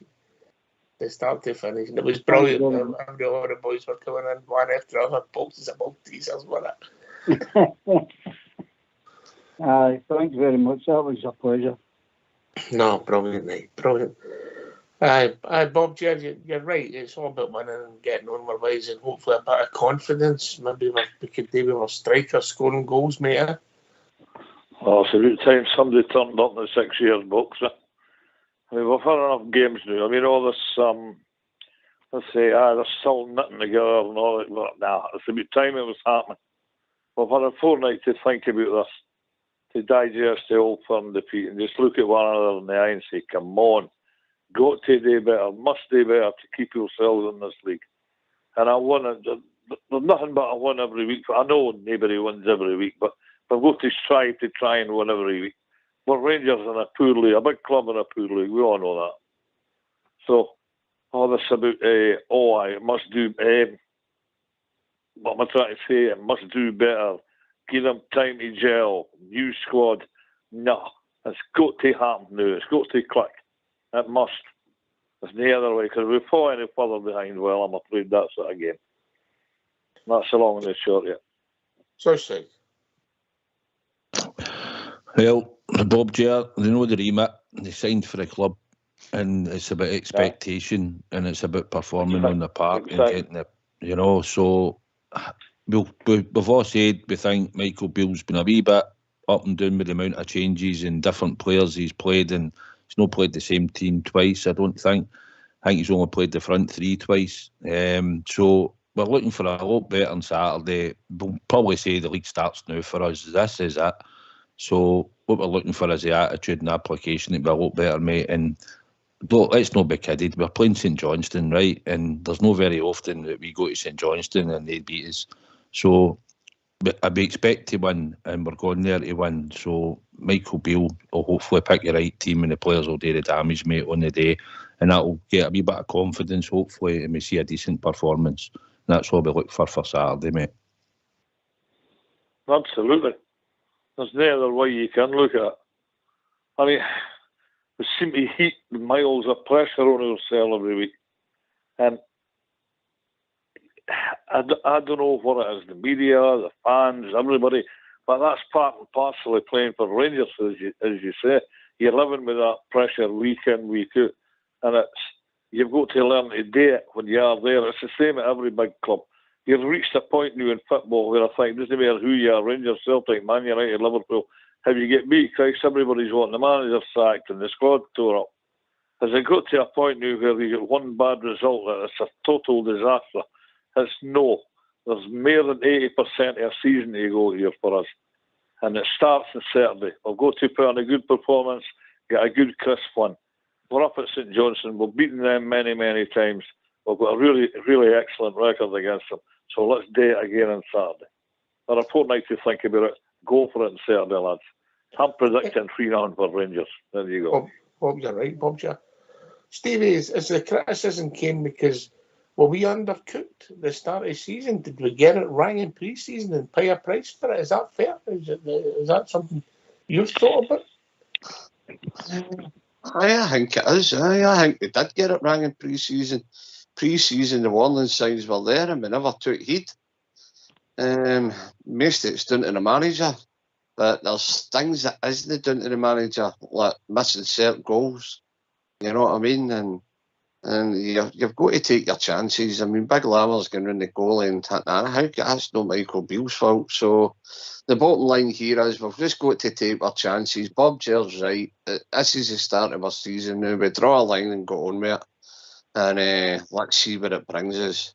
I'm no one for changing managers and shouting and bawling about individual players and stuff. I've done it. I'm worried about the future. I'm worried because I can't see what he's trying to do. If I could see what he's trying to do and it's just not coming after, and it might be different, but I just can't see what he's doing. And I don't want to sound negative after Bob Ger being absolutely brilliant, being positive. So I hope Bob Ger's right. I hope we win 3-0 and I hope we play like Brazil and with a bit of swagger, and we get that, and that'll give the Bears a bit of happiness. But I'm just worried about where we're going. I really am. No, as I said, I just can't see what he's trying to do. We've not got a best 11. The team's changed that many times. I just don't get what he's trying to do. I really don't, and I'm a bit worried that way. But I bought my ticket. I'll be up there, and I'll be supporting the team. I'll be singing my heart out, and I'll be up there with all my Rangers family, all bouncing about. We play our part all the time, and it's down to them now to play their part. Is that fair, Southside? They've been undercooked in pre-season. Is that possible? We got it slightly wrong and paid a heavy price for it? Possibly. I think the way the players, I mean, we had certain players in at times at pre-season, then we started and Dessers was seemingly weeks off it, and he persevered with him, and maybe the teams that we played in the pre-season as well, maybe one of the best of tests, although we didn't look great in them at all. But I don't know. I don't always judge I don't always. Sorry? I'm saying the warning signs were there. Aye. Thought it was just, no, it's just pre-season, but the warning signs were there. And then the way we started against Kilmarnock, man, come on. We look like a team that couldn't even pass 3 passes together, or couldn't pass 10 yards to each other. Just horrible. It's like a team that never... We've watched it, haven't we? We've watched it week in, week out, you know. You've seen the odd wee flasher play where they've linked up well a few times in certain games, but nothing sustainable. And the players that were looked at, like you see, Todd Cantwell and Raskin, look a shadow of the players they were towards the end of last season for when they came in and were playing. And so it's down to Michael Beale. He's got to get the blend right, and he's got to get these players who have got ability and will probably succeed, but we need to find a style of play that we can say, right, now we can see what you're trying to do. But on Saturday, that's what we're looking for. But most importantly, it's the 3 points. And hopefully we'll get them, no problem, and we'll maybe see a wee bit more than what we've seen since the start of the season. It's got to change. And if no, over a period of time, our manager, unfortunately, will change if it doesn't. But I'm going to give him the benefit of doubt. We support the team. That's what we do. Follow. So back the team, back him, and hopefully we'll get this. Hopefully we'll be successful as the season goes on. But we'll know over the next 4 or 5 games. That's when the judgment will be made if this team and him can show a style and a pattern of play and a winning team, unfortunately. Mm-hmm. All right. Okay. Great points, Bob. To get behind the team. The season starts now. Is that what you're thinking, Davey? Oh, well, if you're a Rangers man, I tell you, that's in your heart and soul, isn't it? The thing that I'm a bit dismayed with is, for last season, we were all talking about, we need to sort that defence out, we need to stop losing all these goals. It's the same old, guys. He's brought in all the new players, forwards, goalkeeper. What's in front of him? The defence is just near enough the same. The goals we're letting in are just the same. So the solution's there to be seen, and we're not sorting it. And if they can't lift their game, with 50,000 Bears all going nuts at Ibrox against a poor Mankey mob, that concerns me, guys. I don't think the reason for the if you like, the hysteria, and I include myself in that, Bob Chair, was a defeat. The defeat we got against them. I think it's been the collective for the start of the season, unfortunately, because we've just not got it right. But hopefully your point's valid and we click on Saturday, mate. Yeah. I know what you thought. You questioning me there, Ox, aye? Aye, mate. You can't like my hearing. You can't like my hearing this, buddy. That's 55 years of ACDC's done that to me. Yeah, it's simple. You've just got to kick on here on Saturday and start to get your season on track. I'll not say back on track, there's never been on track yet. What gets me is I don't know, there's loads of things. It's just a general idleness there. It doesn't seem to be any how can I put it, any G up in it. You know where I'm coming from. You know, there's a lack of pace, there's a lack of mobility. I didn't care where that's coming from, because Beale advocates quick moving, one-touch football. You see, as you said, you see flashes of it, but it's got to click into place now if we've got any aspirations about winning this league. Because none of us could stomach watching that lot win it again. Surely no again. That would be 55 weeks, and that's too much as a Rangers fan. I never ever thought I'd see Rangers in this position. So we've got these squad of players, and there's a big responsibility on their back now. I mentioned pressure there 10 minutes ago. There's more pressure on them now than there ever was for to try and win this league this year. So here we go on Saturday. Get it kicked off. Get a different outcome for what happened at Kilmarnock. Can't he play as badly as that again? Surely, Christ. I'm so sorry. Surely, I should say. So I said, but obviously you go win one game, 2 games, 3 games, things change. The outlook changes. You start playing well, things change, people question, get favourites. They've not got that yet. Obviously Cantwell and Raskin came in. And we praised them, and they've done. Raskin had a decent sitting off, I think, against PSV at home, from memory. Cantwell's played, in my opinion, in the wrong position most of the season. You've got to get him involved in the middle. Is it maybe the head of the diamond, mate, supporting a striker? I think that's his best position, what I've seen.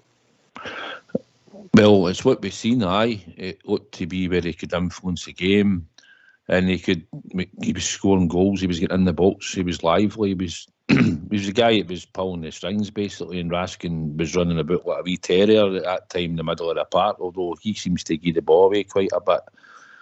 But as we see, right, that's what we all seen last season, Ox. Michael Beale went out and bought Sam Lammers, and he bought him for that position. Would you agree? And if so, for me, and a manager will always go with the players he signs, and I know he's signed Cantwell, but I just think that he might be stubborn at a time and want to get Lammers to play. But for me, Todd Cantwell was where he was influencing the game for us, and I thought he would start there. But it's a new season, it was a new pre-season, Ox, and he's maybe thinking Todd Cantwell can maybe play off the left there midfield. Certainly no work on the right.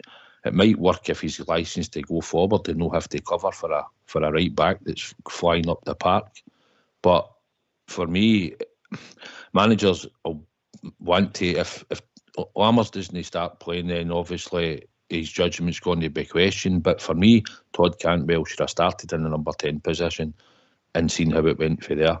But I've got a feeling that Michael Beale wants to see Lammers in there, and I think if Todd Cantwell's injury that we've seen, I don't know anything about it yet, but should he not make Saturday, then I think Lammers is probably a cert to play in there. I mean, we're picking a team on form. Lammers wouldn't be in it, if I'm being honest. But you couldn't pick it. You couldn't pick a team in form because the team's not been on form. So technically, none of them should be getting a jersey apart from your goalkeeper. Aye, you might be wrong on in that thinking, but aye. Stevie? Matondo. The goalie, me, Matondo. But anyway, no, look. What can I say that's not already been said, Docs? But I'm worried about I've said it and I'll say it again. I'm worried about what the manager's doing. My form's poor. We just can't get up and running. We don't know our best 11. We don't know about what way he's going to put the formation out, the team. I don't know. I don't know what else to say that's not already been said, mate. The only thing I can say as a fan is I'm getting up there and I'm just going to support my team and sing my heart out, dig my heels in and try my best. I'm loving Bob Gell's positivity tonight. He's come on and cheered me right up. We started with my season starts here this weekend. Let's see where it brings us, man. You drive yourself to lally thinking about it all the time. Tell me about it. You're in the circle. So you're saying you were cheered up with Bob Gell come on, no when Davy came on. Is that what you're saying, Steve? No, Davy's man. Not at all, man. Oh, Davy's one of the best. he ran through that Kai Johansson goal. I put a smile on my face, especially when they tell me 125,000 at the game. Must have been some atmosphere. Brilliant. I love hearing the old stories like Bob, J and Davey and all that. You can't buy experience. Can't buy experience. I did slightly get it a wee bit wrong. It wasn't George McLean. It was Willie Johnson that went down the line. He crossed it. Big McLean missed a sitter.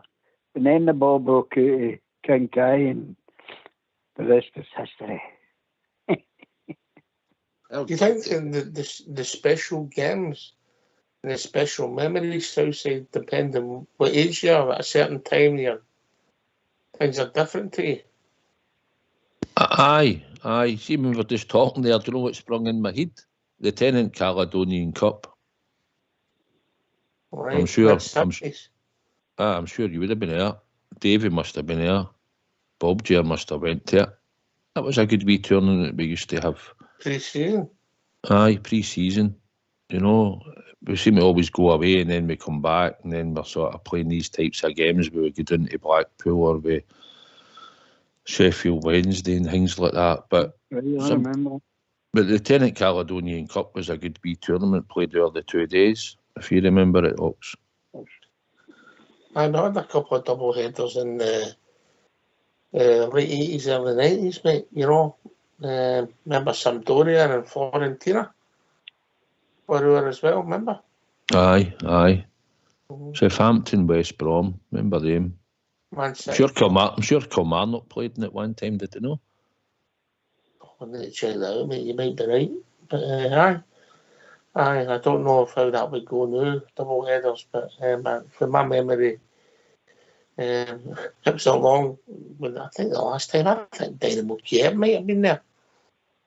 Dynamo Kiev were there, aye. Aye, I get your point. They were pre-season Southside, yeah. Aye, they were pre-season warm-up games and that. Probably when you had them coming up for England and that back in the day, a wee bit of competitiveness into the games and all.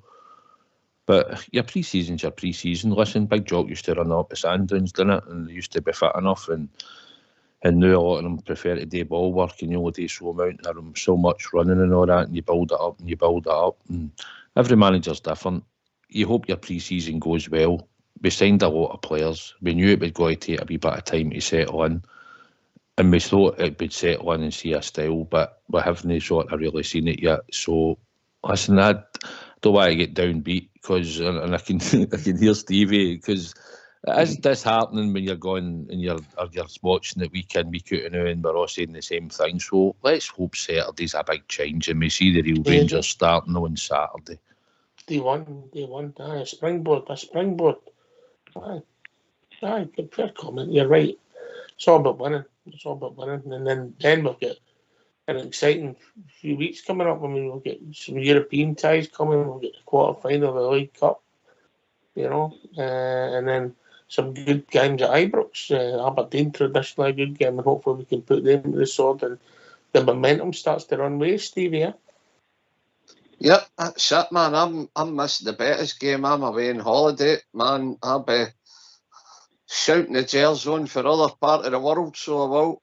Yep, so I'm missing that game, but cracking games coming up. Listen, the Europa is a great tournament for us, and I think the Teddy Bears will do well in it. I know we can be a bit hard on ourselves, but I think we'll come good.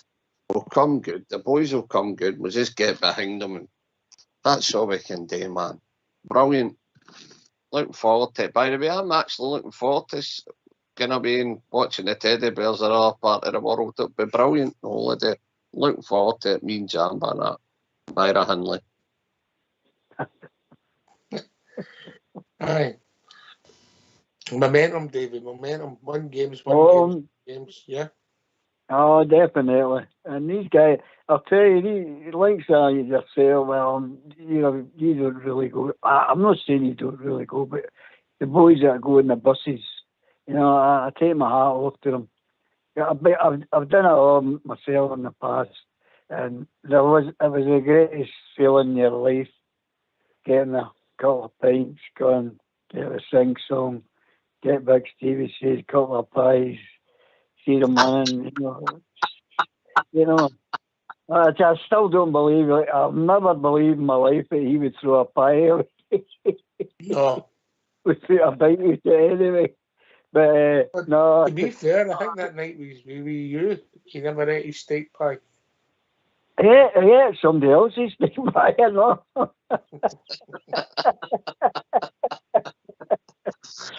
Oh, God. No, I take my hat off to you guys, because if I was fit and able, I'd love to go and do all that. So we wouldn't have a football team if it wasn't for this show as well. Ox and you two guys, big man down by. This is what it's all about, being a bear, Bob Chair as well. It's a generational thing, but there's an argument. We wouldn't have a football team if it wasn't for the guys that went before us, Davey. Yeah. Yeah. I mean, sorry. It's a generational thing. You pass it on, yeah? Yeah, that's why. That's why I said, get anybody that's never been out of the museum, you need to go there and take your time going through it. Go when it's a bit quiet. You get more time to see it. I just sat in there that day and I took one hell of a trip down memory lane. And when I was younger, we never had anything like that. So take the benefit. Use young guys out there and old guys or middle-aged guys, go to the museum. No matter how the scores are going and how we're playing, go there. Question, David. David, Yes. Can I ask you a question about the museum? Yes. Were you emotional? I was near greeting. I was sitting tall. The wee guys came out and says to me, the wee guy, the sort of attendant, he says, "Are you okay, Olgie?" And I said, I was thinking I was watching, it was Colin Steen scoring in Barcelona. I said, "No, son, I'm fine." I says, and I shook his hand. I said, "This place is marvellous. Absolutely marvellous. I'm just sitting here on a quiet tear for all the guys that I've lost in the past who never got a chance to come and see this." It was marvellous when I came out of there. So proud to be a Bear. Oh, aye. Can I say one thing? I thought you might have been greeting because you had to pay full price. No, I only paid the $5. I got a concession. Outside, didn't you come? I know you've been in the museum this week again. Aye, I went down for the second time. Aye, Davey, it's lovely to go in and see it, innit? And you can listen to different things on the audios and that, and you can participate in a couple of things and pick your team and all that down there and look around the memorabilia and the trophies and stuff. So I've been doing twice, Davey. It was busier the second time I was in there, but I was doing with one of my pals and he thoroughly enjoyed it. He was right impressed with it. He thought he'd like to have probably spent a bit more time because it was a wee bit busy and you're standing and looking and reading at things and people were over the tapie and trying to watch, and that was sort of then he moved on and that, but he thoroughly enjoyed it as well, and anybody that's not been done, it's certainly worth going down to see. Definitely. I knew it was time up when the guy says to me, "We're shutting in 5 minutes." Can I just say something, by the way? I was emotional when I was in it because he's right. It's about passing it down. And see, when I was in there, the 1974-75 scarf's in there in the glass case. And Matt was my dad. My dad left that scarf for me, and I was emotional, so I was. Nah. But can I just say, David, I hope me and you see it. One day that football park across the main door at Ibrox will be a big Rangers hotel. You'll be able to go to the hotel, mate, and then go to the museum and do the tours, and it's all on about. And you'll be able to stay all night with your heroes, on your pillowcase and everything else, and all the hallways will be, and the big Rangers badges everywhere. And I hope me and you see it, because if somebody done that, it would be full every weekend. Every weekend it would be full. Weddings, morning, noon and night, it'd be pulling in money. And can I say something? You're right. It's a credit what the Rangers people have done there. It's absolutely fantastic. And you're the older generation than me, and I'm passing it down to my boy, down to Jamba. and I hope he passes it on again, and that's what it's all about. It's about handing it down better than what we had it, and we're doing that now, and 10 out of 10 to the Rangers people, the Rangers family put that together, because it's brilliant. Well said. I know it's a trek for you, Bob. If you get the chance, the museum is worth a visit. It's you can spend the way they've laid it out in the space and the entertainment and the audios, the videos, gets you thinking. The memories, it's really worth a visit. I thoroughly enjoyed it. I'm here to go to your museum. They'll keep me in. No, don't worry. I took Fox. They never kept him in. I will go and see it. Yeah, I've heard so much about it. I'm hearing so much really good comments about it tonight on the show, and I hear it's absolutely brilliant. There are a lot of memories there for me. I hear you were asking earlier on about your 3 favourite Rangers games. Yes, mate. Well, mine were 2 consecutive games. It was the second game against Bayern Munich when Sandy Jardine and Derek Parlane scored against. It took us to the final in Barcelona. And obviously the final in Barcelona, winning a European trophy. A really deserved European trophy won, by the way. No against 4 non-entities and a substandard team in the final. That was a really deserved European one. And the other one for me, I've been thinking tonight about all the games and that I witnessed in the past when I was young, when I was going up on the bus with a 50p draft cherry. Was that night we beat Juventus. That was the Italian World Cup score at the time. The Bettiga and all them playing. And what was it? I can't remember all the players' names. They'll come to me. But that night that Alec McDonald and Gordon Smith scored against Juventus, I think the stadium was under construction at that time. But it was still a fantastic performance. The Copeland Road stand was getting built. Aye. Special night, and the big DJ with us. They played against Cologne. You never know what that happened. South side. Aye. Who did we have? Billy Urquhart, was it? Yep. Inverness. Hawks.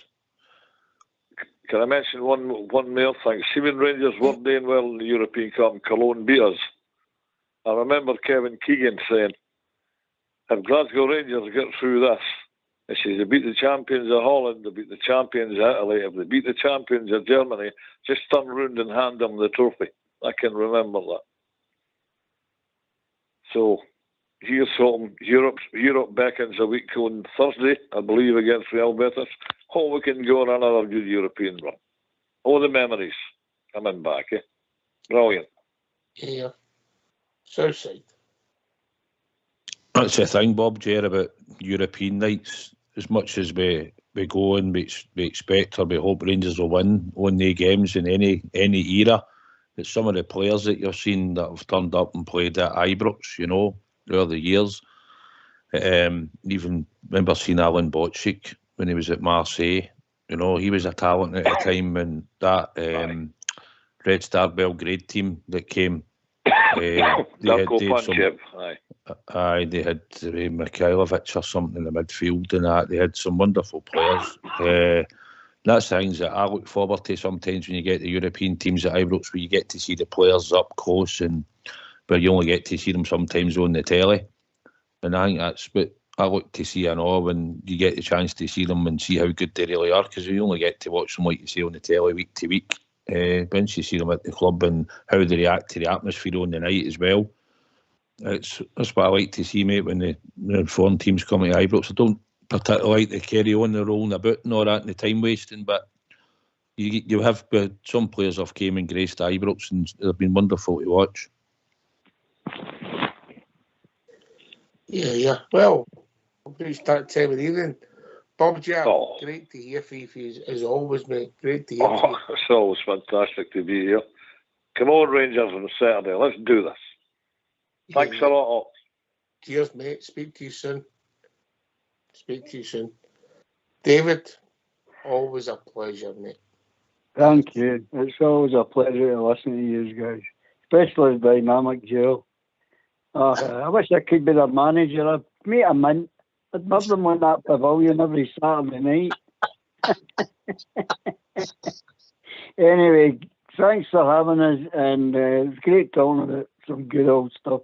And stay safe, guys, and God bless the Glasgow Rangers. Good night. Yeah.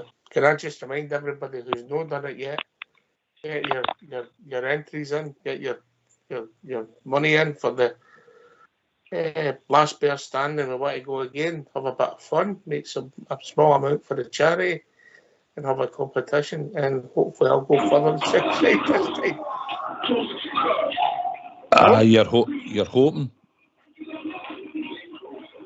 You're hoping you'll go further.